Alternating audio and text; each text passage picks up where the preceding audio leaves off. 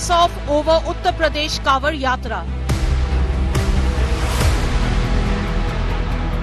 Advisory for eateries along Yatra route.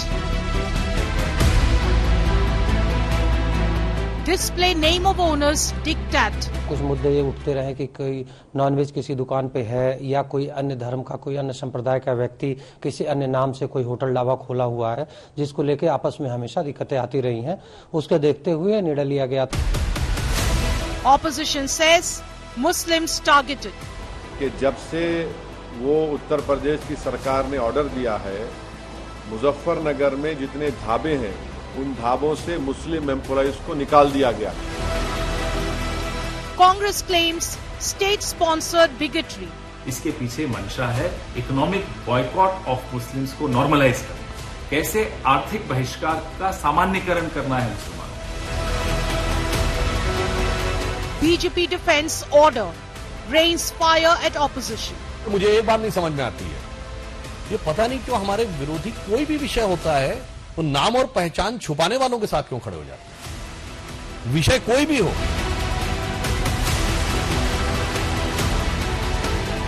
Kawar Yatra diktat.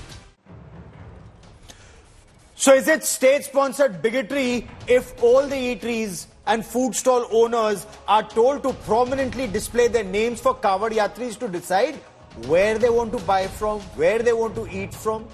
Is it othering the Muslim? Or is this pro-choice during a religious yatra? Let the Kawar Yatri decide. Let the Kawar Yatri have the choice to decide where they want to eat, what they want to eat. Muslims, for example, they want to eat only halal meat. Now, if Muslims want to eat halal meat, it is said it is pro-choice.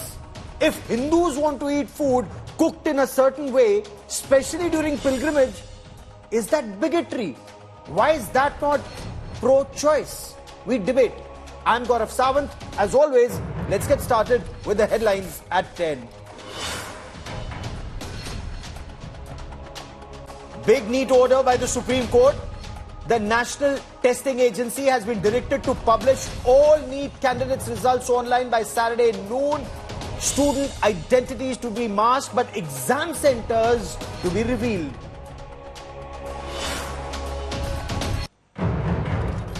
Another train tragedy. 2 dead in Uttar Pradesh as 6 coaches of the Dibrugarh-Chandigarh Express derailed near Gonda. Rescue operations on. Loco pilot says he heard a loud explosion before the accident.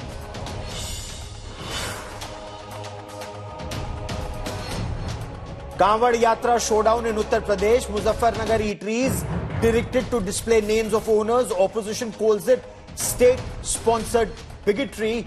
BJP backs the move. Valmiki scam heat mounts on the Siddaramaiah government in Karnataka. Enforcement Directorate insists 90 crore SC/ST fund used to fund the Congress party campaign. Liquor and Lamborghini bought. BJP protests. Congress says this is political vendetta.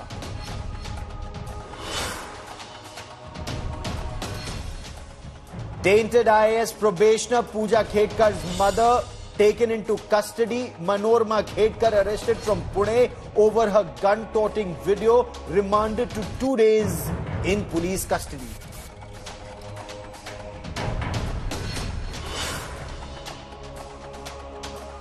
So there is now an all-out political war over an order passed by the Muzaffarnagar police in Uttar Pradesh ordering all hotels, dhabas, eateries, food stalls and even fruit vendors to prominently display their name along the Kawar Yatra route.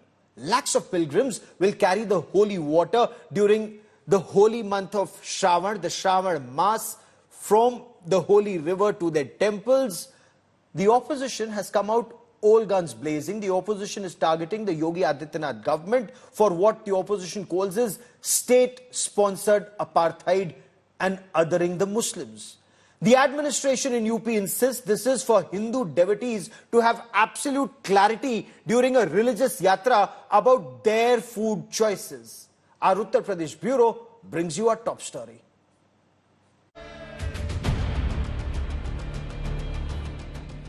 Big face-off over Kawad Yatra in Uttar Pradesh. The Uttar Pradesh police issued a notification requesting all eateries along the Kawad Yatra route to display details of owners. According to the Uttar Pradesh police, this directive is intended to prevent confusion among the Kawadis and applies to all food establishments including hotels, dhabas and roadside carts. The Muzaffarnagar police emphasized that food stall owners are voluntarily complying with the requirement. As you can see, this is the Sheer Mal shop, and there is a new flex, a new, a kind of board of the proprietor. The proprietor is As Muhammad. The next shop you can see is Haji Maqbool Tahari. So Haji Maqbool Tahari, it's a big board you can see, but still they had to put this proprietor's name in front of their counter. However, this measure has sparked significant controversy, with the opposition alleging that it targets Muslim-owned shops and symbolizes apartheid. तो सवाल देखिए नाम का नहीं है, ये राजनीति है। जो काम पुलिस का नहीं है वो काम पुलिस कर रही है। समाजवादी पार्टी समझती कि जब कांवड़ यात्रा निकलती है तो जो मुस्लिम समुदाय के भी लोग हैं वो भी उनका स्वागत करते हैं। इन फैसलों से दूरी बढ़ती है और भारतीय जनता पार्टी का जो एजेंडा है, कहीं ना कहीं जो पुलिस विभाग का वो आदेश है, वो ऐसा प्रतीत होता है कि उस एजेंडे को आगे बढ़ा रहे हैं। जो ये कावड़ यात्रा पे प्रपोज कर रहे हैं, इसके पीछे मंशा है इकोनॉमिक बॉयकॉट ऑफ मुस्लिम्स को नॉर्मलाइज करना। कैसे आर्थिक बहिष्कार का सामान्यकरण करना है मुसलमानों का। तो इस मंशा को तो हम कामयाब किसी के लिए नहीं होने देंगे। वो हिंदू के लिए करे हो, मुसलमानों के लिए करे हो, किसी के लिए भी करें, हम नहीं होने देंगे। ये संविधान के आर्टिकल 17 का वायलेशन है, जो अनटचेबिलिटी की बात करता है। नाम रखना और अपने रिलीजन का इजहार करना, बताना, ये आर्टिकल 21 राइट टू लाइफ का भी वायलेशन है और आर्टिकल 19 राइट टू लाइवलीहुड का भी ये वायलेशन है।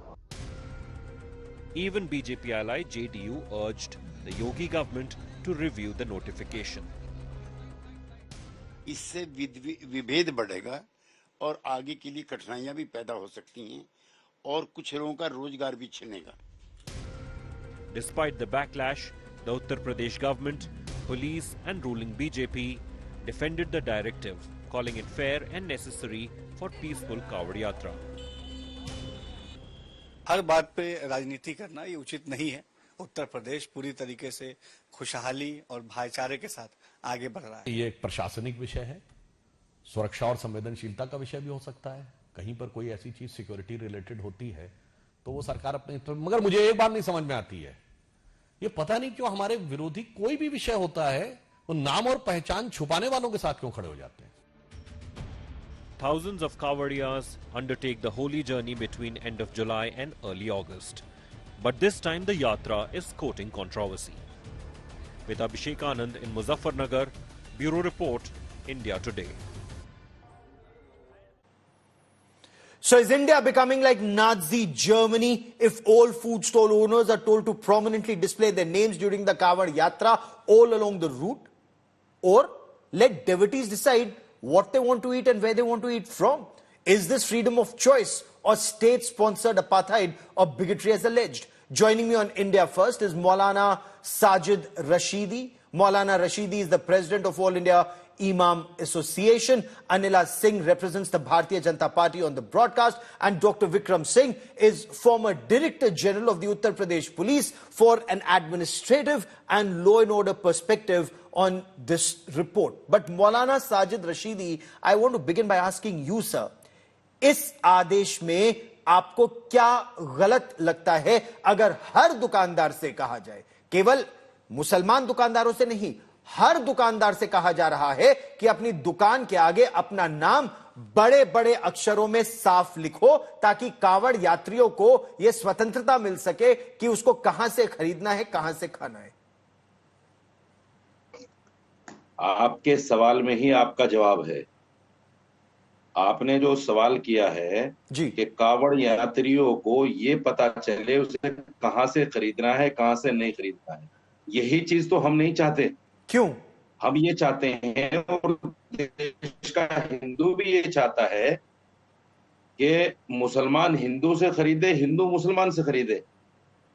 ये हमारा जमहूरी मुल्क है, यहाँ हम हिंदू मुसलमान सब प्यार से रहते हैं, मोहब्बत से रहते हैं। ऐसा कोई कदम सरकार की तरफ से या प्रशासन की तरफ से ना हो जिससे हम बट जाएं कि मुसलमान हिंदू से नहीं खरीदेगा, हिंदू मुसलमान से नहीं खरीदेगा। नहीं, लेकिन ये क्या कहा है? देखिए, क्या इस आदेश में कहा है कि हिंदू मुसलमान से नहीं खरीदेगा? मंशा यही है, हर चीज कही नहीं जाती, समझी भी जाती है कुछ चीज। तो आपका यह मानना है कि अगर हिंदू को मालूम होगा कि यह मुसलमान की दुकान है तो वो नहीं खरीदेगा, ये आपका मानना है? ऐसा क्यों? ये जानबूझकर फरमान जारी करना, इसका मंशा ही यही है। अब मेरी दूसरी बात सुनिए जी।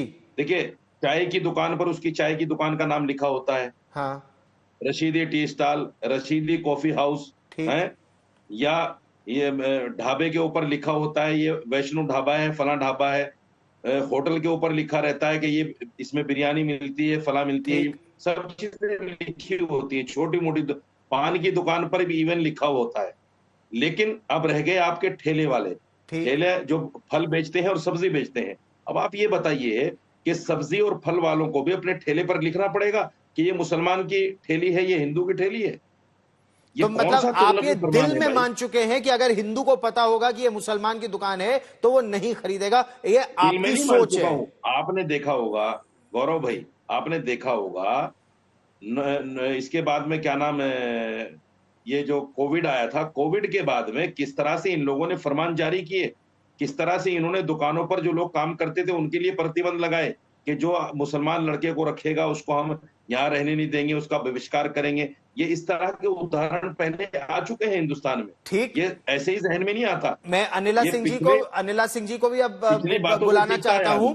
Anila Singh, respond to what Maulana Rashidi says and respond to Asaduddin Owaisi saying this is state sponsored apartheid. This is clearly aimed at othering the Muslims. My Ram Ram to all. And if I talk about Owaisi, he was quoting Article 18 of Constitution. Why he is not quoting about the laws which says that if you are going to hide your identity, that is criminal. He is not going to quote that. What is that? He's talking about apartheid. This is one nation and it is an example in itself where majority population has always to struggle for anything they have to do or they have to achieve. Because there are n number of political parties who are standing with one particular religion because of the vote ban. Now here, like police administration did not say that only Muslims have to write the name. Even the Hindus, they have to write their name. Okay. On their shop. No, but why have this order in the first place? It is just for the Muslims. Why Rashidi ji is saying it is just for the Muslims? Why this victim card? ये तमाशा बनाया हुआ है क्या? ये काम जो है, ये प्रदेश की कानून व्यवस्था का जो काम है, ये प्रदेश की सरकार और प्रदेश के प्रशासन पे छोड़ दिया। ठीक, let me bring in Dr. Vikram Singh because I want clarity. Dr. Vikram Singh, you've been Director General of Uttar Pradesh Police. I want to understand from you, why should the administration come out with such an order or such a rule which the opposition very clearly says is divisive and is aimed at othering the Muslims in our country? Good evening, Gaurav ji and esteemed panelists. There is a sound administrative reason why this order is necessary. I have not only served in that area for 7 or 8 years, I know that area like the back of my palm. And there are sound administrative reasons. What you do not address, because firstly, it is religion neutral. It does not say for Muslims or for Hindus only, it says for all. Why? The philosophy is to check concealment and camouflaging. There are mischievous elements. I know the percentage is very low. And when I say there's mischief, it is also religion neutral because criminality cuts across all religions. Therefore, if I conceal my religion and try to do a bit of mischief, not a bit but substantial mischief, that has the potential of creating a first-class communal situation, a riotous situation, and therefore to safeguard that situation, it is imperative. And why should I feel shy of stating my name, Vikram Singh, my parenthood, and my religion, because I'm professing a profession. And therefore, if the administration wants me to say my name, my religion, so be it. Because fair enough. The Now, people I who want are you to coming my elaborate shop- for not just for Maulana Rashidi or Asaduddin Owaisi, but for all our viewers, what is this mischief that you refer to that has the potential to create a law and order situation or a riotous situation? Elaborate, sir. You were DIG Meerut in the mid-90s. I remember interviewing you as a young crime reporter in Meerut after a particular incident. So please give us details for the benefit of our viewers. Why is there a potential that this could lead to a riot? Wonderful question, and I'm happy that you asked this question, Gaurav ji, and for the advantage of everybody, including Maulana Sahab. Anila ji, of course, is the daughter of the soil. She would be fully familiar. There are normal elements, shopkeepers, and there are abnormal perverts. There are perverts who would like to conceal and camouflage their identity and try to indulge in an act of depravity. Maulana Sahab, आवाज आई कि नहीं आई? नहीं, बहुत कम है आपकी आवाज sir. नहीं sir, डंके की चोट पर बताइए कि क्या गड़बड़ हो सकता है कि लोग अपनी आइडेंटिटी छुपाकर क्या गलत कर सकते हैं जिससे दंगे भड़कने का खतरा है? हमारे राजनीतिक मित्रों उनको कुछ तरीके से कभी कभी प्रमोट करके शैतानी ताकतों को कुछ इस तरीके के mischievous communal elements are instigated to conceal their identity and then create a situation which can flare up a communal riot in such a tense and a charged atmosphere like a Kawad Yatra. I don't say the percentage maybe even on fingertips, maybe not more than 10 or 15, but those 10 and 15 would be enough to create a riotous situation in a very sensitive area like Muzaffarnagar, as also during the peak festival of the Kawad Mela. और मौलाना साहब की इत्तला के लिए अर्ज है कि एक शैतानी दिमाग का आदमी अगर फितूर पे आ जाए या खुराफात करना चाहे, सिर्फ उसको नेस्तनाबूद करने की नियत से। सर, एक सवाल है मेरा आपसे। जी मौलाना साहब, आप जरूर पूछेगा अपना सवाल डीजीपी साहब से, विक्रम सिंह साहब से, लेकिन उससे पहले मेरा एक प्रश्न है। क्या आप झटका मीट खाएंगे? क्या आपका धर्म आपके नियमों की अनदेखी करने की आपको अनुमति देता है? आपका धर्म आपको कुछ बातें बताता है जिसका आप पालन करते हैं।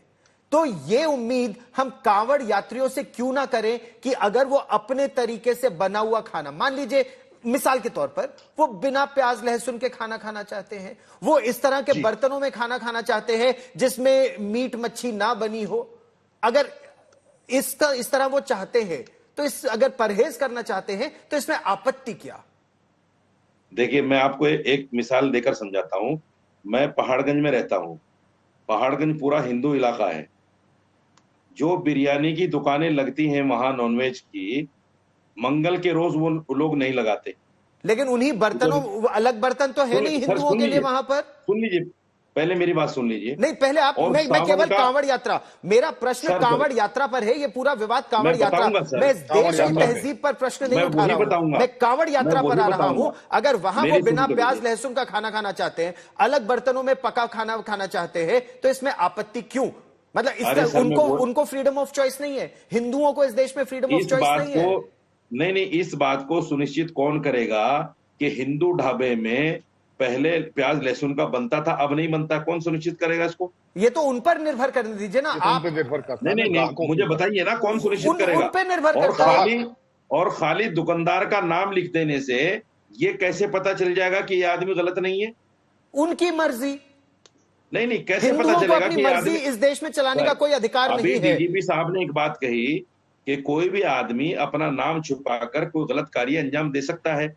मैं ये पूछना चाहता हूं कि एक आदमी ने साजिद रशीदी नाम लिख दिया या राम कुमार लिख दिया, ये कैसे पता चलेगा कि ये गलत नहीं करेगा? इसने नाम लिख दिया ठेली के ऊपर, अब गलत नहीं करेगा, ये कैसे पता चलेगा? अरे पुलिस पड़ताल करेगी, लेकिन अरे सर, ये तो बगैर नाम लिखे भी पड़ताल हो सकती है। नहीं, ये तो बगैर नाम लिखे भी हो सकती है। Doctor Vikram Singh wants to respond before I come to Anila Singh.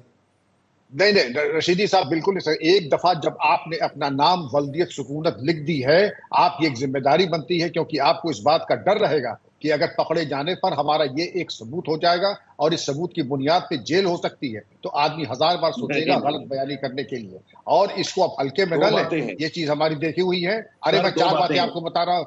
अरे मेरी बात, मैं 1 सेकंड कथा कलाम के लिए माफी चाहूंगा, लेकिन ये जरूरी है मौलाना साहब कि अगर कोई जाके धोखे से किसी को बदनीयती से और जराइम करना चाहता है, ये एक बहुत बड़ा एक रोक है। और मैं चाहता हूं कि इस तरीके का अगर लिया है तो मैं उसका I support this move of the district administration to ensure that the names and the addresses are displayed at the respective dhabas and the stalls. Okay, Anila Singh, Hitler's Germany followed a policy called Juden boycott or boycott the Jews. This is BJP's way, again, according to not just Asaduddin Owaisi, but a number of political opposition leaders, saying this is initiating a call to boycott, economically boycott Muslims in India. See, Owaisi tries to somehow I will say to make the scenario to be seen in such a way that Bharatiya Janata Party is totally against Muslims.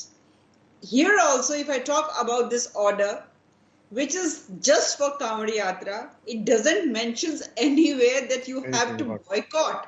You have to boycott dhabas of one particular religion. You cannot buy fruits from the thelas of one particular religion people. It is not so. If I am participating in a Kanwad Yatra and if there is a dhaba which is being run by a Muslim guy and he has made a special provision to cook the food in a very neat and clean way, vegetarian food, without onion, without garlic, I will be going there. I'll be eating food. No order is there that you cannot eat food in a dhaba which is being owned by a Muslim. You cannot buy mangoes or any other fruit from a thela which is being owned by a Muslim. But the reality of this country is, since 1947, though the division of this nation happened on the lines of the religion, but since 1947 हम देख क्या रहे हैं, हिंदुओं के नाम पर जब मुसलमानों की वकालत की जाती है तो वोट ज्यादा मिलते हैं. तो भारतीय जनता पार्टी जैसी पार्टी जो है इकलौती रह गई है पूरे भारत में. And what we are seeing in today's date after the result of 2024 elections in Uttar Pradesh, now people are openly saying Hindustan में रहना है तो अल्लाहू अकबर कहना है. Okay, but you know openly about the religious conversion. Okay, Dr. Vikram Singh, before I bring in Maulana Rashidi, if for centuries, I'm not saying for years or decades, if for centuries the Kanwad Yatra happened without this order, why is this order being issued now, which has the potential to create fissures and lead to furthering that Hindu-Muslim divide in such a tense atmosphere, sir? Gaurav, we have had the pandemic in the year 2021, not before that. Therefore, the precautions had to be taken when the pandemic started. Likewise, when this mischief started, it was new. And let me tell you, Anila ji has a very important point, made a very important point. The most important and the most popular restaurant, I will not name it, happens to belong to a Muslim, and it is frequented by 90% Hindus and barely 4 to 5% Muslims. That is the most popular. You will understand whom I am referring to. Absolutely. Yeah.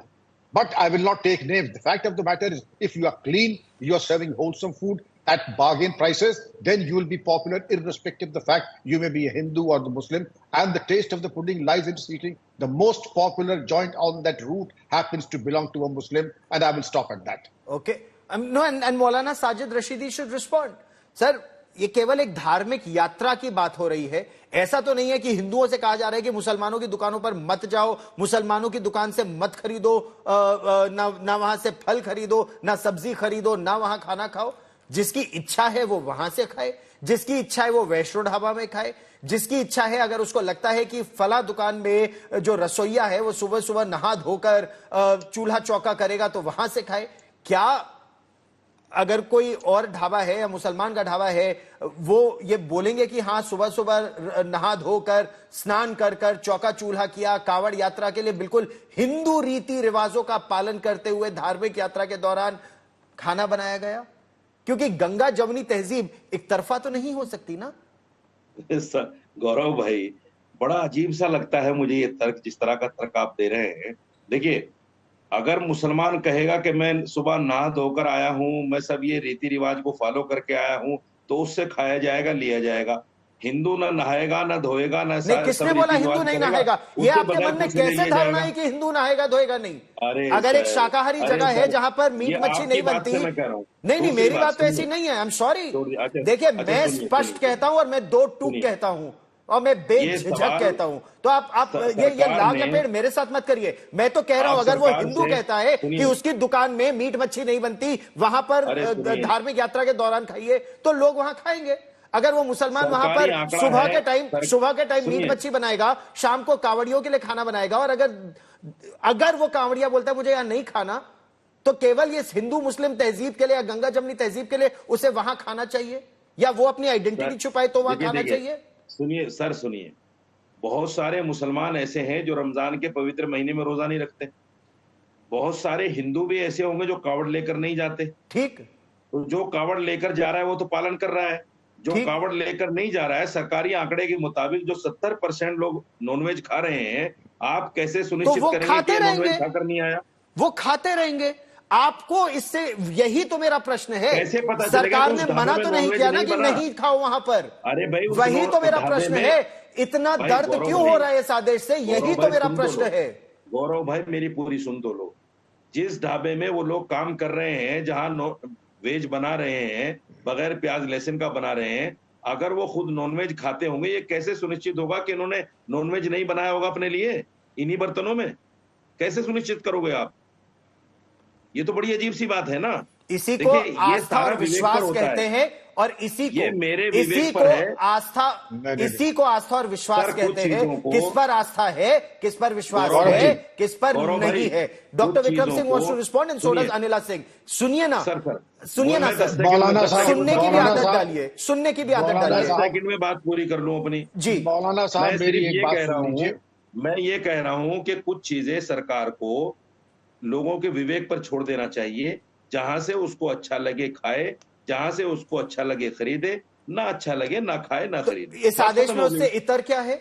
इस आदेश में उससे इतर क्या है, मैं समझना चाहता हूं। बट खैर, I want doctor Vikram Singh to respond. पहले के आदेश मौलाना साहब जरा मेरी एक गुजारिश है, आप जरा गौर से सुने। मैंने देखा जो सबसे लोकप्रिय रेस्टोरेंट उस रूट पे है, वो एक मुस्लिम का है, नाम मैं नहीं बताऊंगा, और ये मुमकिन नहीं कि गौरव साहब जहां मैं जाऊं और वहां उस होटल में न रुकूं। दूसरा, एक मुस्लिम है, वो उनका दावा है कि जितना पवित्र खाना मैं दूंगा उतना कोई ब्राह्मण भी नहीं दे सकता है, और उनकी जो व्यवस्था वो देखने काबिल है। मैं उनका नाम बता सकता हूं लेकिन बताऊंगा नहीं। और ये भी उन्होंने का दावा कि आप जाएं तो वहां पर मंत्रोच्चारण के साथ गायत्री मंत्र का पाठ करते हुए रसोई सर्व बनाते हैं। और मुस्लिम का है, मैं समझता हूं कि क्या ब्राह्मण की रसोई होगी, ये एतबार की बात है। और हमारा मौलाना साहब जानते हैं कि हम लोग वहां खा चुके हैं। जी, आई एग्री। तो ये असल गंगा जमनी तहजीब है, ये एक तरफा नहीं हो सकती। मैं उसको एग्री करता हूं। But I want to bring in Anila Singh on another aspect. Anila Singh, the JDU is upset. Your own party leader, Mukhtar Abbas Naqvi, former cabinet minister, he says कुछ अति उत्साही अधिकारियों के आदेश हड़बड़ी में गड़बड़ी वाली अस्पृश्यता की बीमारी को बढ़ावा दे सकते हैं। It can encourage untouchability. आस्था का सम्मान होना चाहिए, पर अस्पृश्यता का संरक्षण नहीं होना चाहिए। He is apprehensive. This could lead to protection of untouchability, madam. Untouchability. See, I do not want to comment on what Mr. Naqvi has said because he is a senior leader in my party. So I am not going to counter. I am not going to counter at all. But I have to say one simple thing here. One simple thing here, that if we talk about Western Uttar Pradesh, it is communally very, very sensitive. Very sensitive. And there are political parties for whom Muslim vote bank is very important. For them, it is very important to keep on telling them that please be alert. You should not bring Bharatiya Janata Party again. For that, you have to ensure that you keep on voting us. You have to keep on voting us.